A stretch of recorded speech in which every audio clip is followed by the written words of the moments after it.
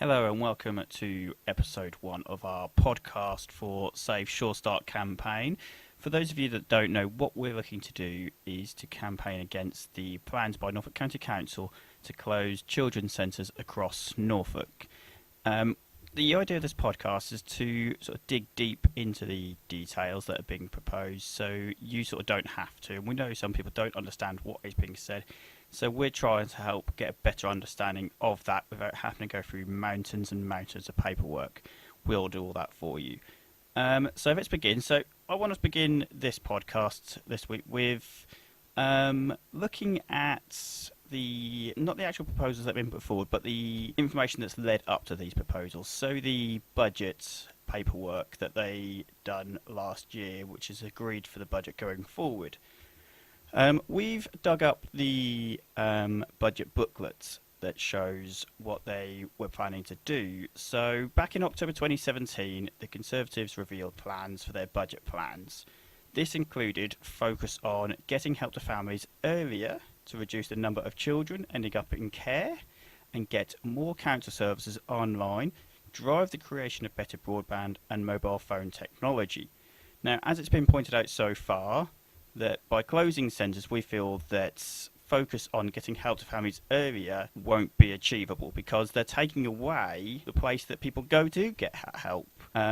And by concentrating on the 25% that they say don't use the services at the moment, that apparently are the ones who are more in need, that's according to Norfolk County Council, that they're the ones who are more in need, that 25% that don't use the centres, that they can concentrate on them more. But we sort of disagree with that, that 75% of people that are using them, that's a huge figure. And actually, it's probably one of the best in the country, I believe. I mean, we've spoken to other areas where Sure Start centres are closed, and we've looked at their figures. And their figures are much, much lower of usage, which is why they were closed. And, okay, it makes a bit more financial sense for them that some of their centres were closed because they weren't getting used enough. So it made a bit more sense. But here in Norfolk, 75% usage, that's a really, really good figure for people using these centres, and it feels like they're trying to aim towards 100%, which I don't think is achievable. I mean, I don't know of any service that targets someone that is used by 100% of their target audience. I honestly don't, and I'm happy to be pointed out wrong or corrected on that if anyone knows.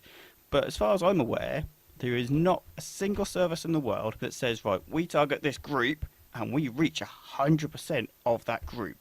So moving on, obviously they're saying as well, getting more council services online. Well, we've seen how government IT systems and council IT projects don't exactly go to plan. Normally end up way over budget, etc. And people have become disillusioned with that. Can we see a promise from Norfolk County Council that actually this will be different? And actually, a lot of the information they're planning on putting online is available online already. So is it just replicating what's already there? Is it worthwhile? Is it worth the time of somebody putting this information together when actually it already exists? And the fact they're trying to say drive the creation of better broadband, well, they need the help of the private companies to do that. Companies such as BT, etc., to put more fibre out there, etc. But that's a big cost to them. And doing it out in the rural areas like Norfolk, let's face it, Norfolk is quite a rural area. So getting fibre to some of these households, it's just not financially viable for them, so they're not going to want to do it. And it's the same with mobile phone technology, that we've seen that it's been pointed out by some people that if you try and look at these consultations on a mobile phone, it's not very clear at all. It's really, really difficult to read. So if they can't even get the consultation right on a mobile phone, how can we expect them to get anything else right on a mobile phone? So between November and January of 2017 is when they held their consultation. Oh, sorry, January 2018, I should say. Sorry. So November 2017 and January 2018, they had a consultation to about the budget, which was obviously what they revealed in the October. So in that is when they had their public consultation, and as I say, the results from that really are not clear. When you read the summary results, so that on their summary page, okay, the key point summary uses words such as many, several, majority. Well, what does that mean? It doesn't explain what they mean. So, for example, one of the examples I picked up was children's centre services are valued, and some respondents said they regarded them as essential or a priority. What's some? Again, several respondents said that they think our proposals would have a negative effect on the health and well-being of families and that they are worried they would become more isolated. Again, what does several mean? And then many people said it would not be appropriate for children's centres and libraries to share buildings because they offer very different services. In particular, people raised concerns about offering sensitive and confidential support to families in libraries, which are public buildings. So, but what's many people? My many people might be very different to yours. And yes, okay, you can find the figures if you dig deeper into the document, which we've obviously done and have managed to work out. But why not put in the summary, for example, 25% of the respondents said this, 10% of the respondents said this. So it's clear, but it's not. They've tried to make it as difficult as possible to figure out. So we just put a couple of figures. So the examples we used. Children's centres are valued, and some respondents said they regard them as essential or a priority. It was actually 42.3%. The next one, several respondents said they think our proposals would have a negative effect on the health and well-being of families, and they are worried that families will become more isolated. Several, apparently, is 39.7%. And the last one, many people said it would not be appropriate for children's centres and libraries to share buildings because they offer very different services. In particular, people raised concerns about offering sensitive and confidential support to families in libraries, which are public buildings. So according to them, many people is 41.7%. They're quite high figures, let's be honest. And obviously, we've seen how these consultations are a little bit leading in the questions. So to get them kind of numbers, I think is actually quite high. But the budget consultation results show that they knew this would be detrimental to children and families because it's actually written in there, only one proposal, which is the proposal to remodel the children's centre service offer, which is what they're doing, may have a detrimental impact on children's and families.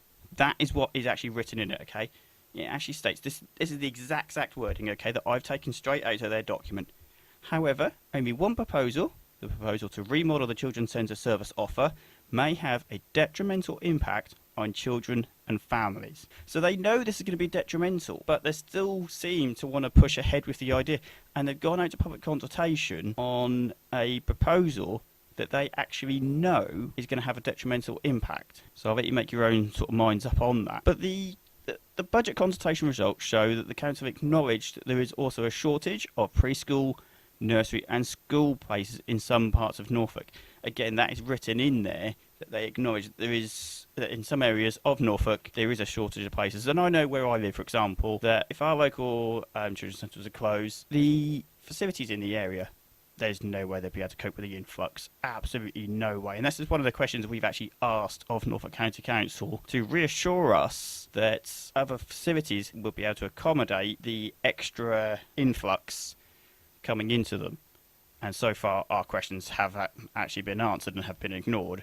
We've requested an interview with Councillor Stuart Dark, who is the chairman of the Children's Services Committee, and we were sent back a very basic statement which is clearly pre-prepared. They will not actually sit down and have a proper discussion and talk with us to answer our questions. So reading further into the document, the budget consultation results show there are 12 contracts in place at the moment, okay, with external organisations to run the children's centres. Okay, that's at a cost of approximately £10 million per year, ending in March 2019.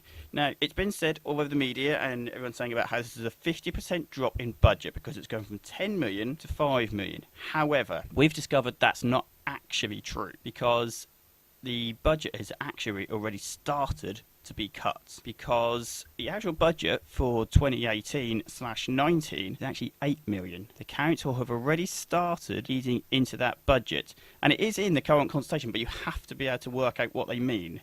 It's very well hidden. It's worded as in contract savings, not as a cut, because technically it is a cut, but they've just called it an in contract saving. But it definitely isn't being made clear. And actually, we missed it several times.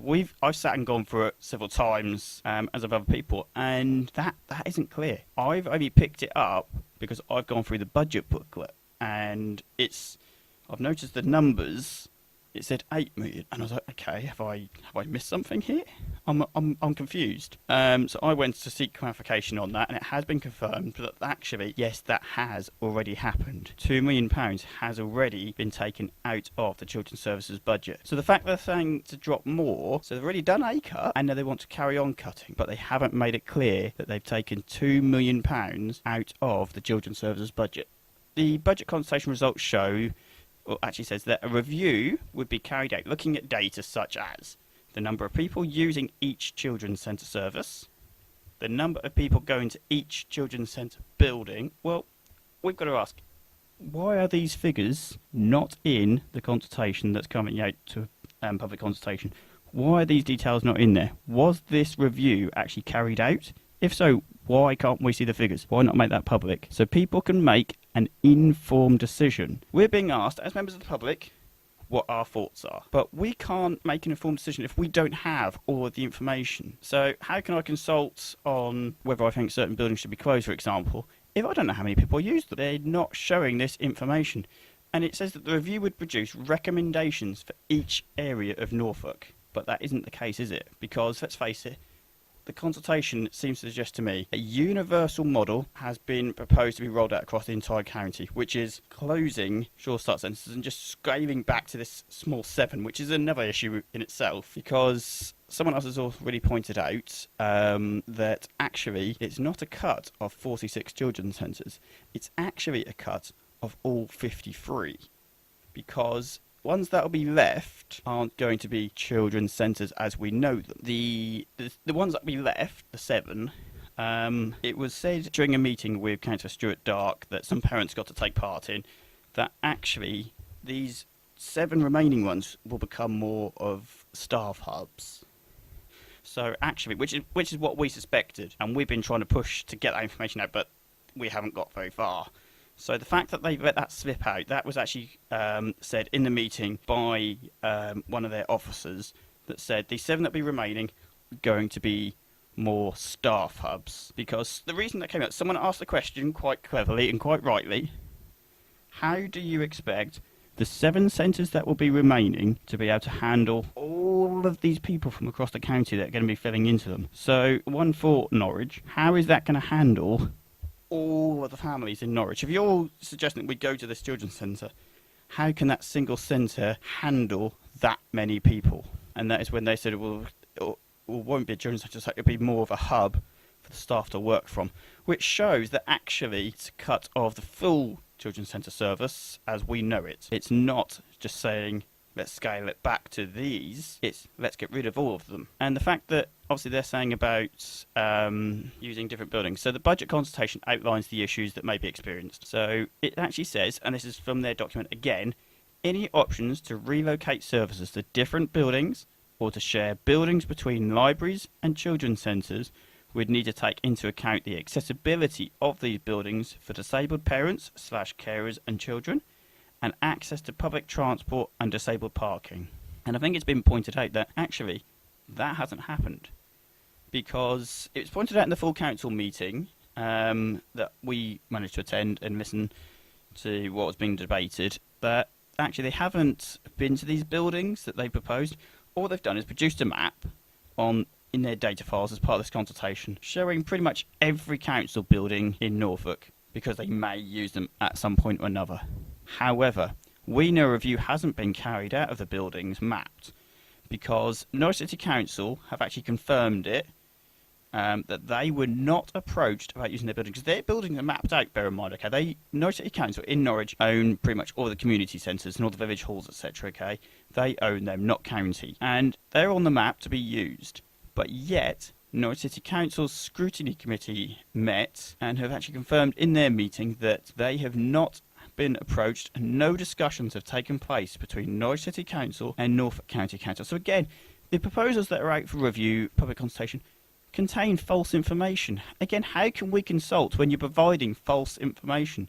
You're saying about all these buildings that you could use, when actually, no, you don't know that you can use them. You don't know that they're good enough. You have said in your budget consultation that you would need to look at the buildings to make sure they're accessible. You don't know that they're accessible because you haven't gone and checked them. You haven't gone and looked at them. You don't know what the public transport is around them. Again, you haven't checked. All you've done is just created a map that shows all of the various council buildings, whether you own them or not. So some of them are Norwich City Council, obviously. You put them on the map anyway, just because the council owned. But you don't know you can use them. They might not be available. Norwich City Council might not want you to use them. So this is our issue with this, that the budget consultation, they've outlined various issues in their budget and have made various promises, but they're not following through with those. And that is what worries us with these new consultation, that how can we be sure? Because they keep telling us that no decision's been made and they want to listen to the views of everybody. But how can we be sure that you will listen? Because let's look at it. You've got 42%, or just over 42%, of families saying children's centres are valued. They regard them as essential or a priority. Several, in your own words, response, they think the proposal would have a negative effect. Many people, in your own words, many people said it would not be appropriate for children's centres and libraries to share. But you're pushing ahead trying to do it anyway. Your own consultation points out that it will have a detrimental impact on children and families, but you're doing it anyway. So why should we feel reassured that this is just a consultation at this stage and that you will listen to the results?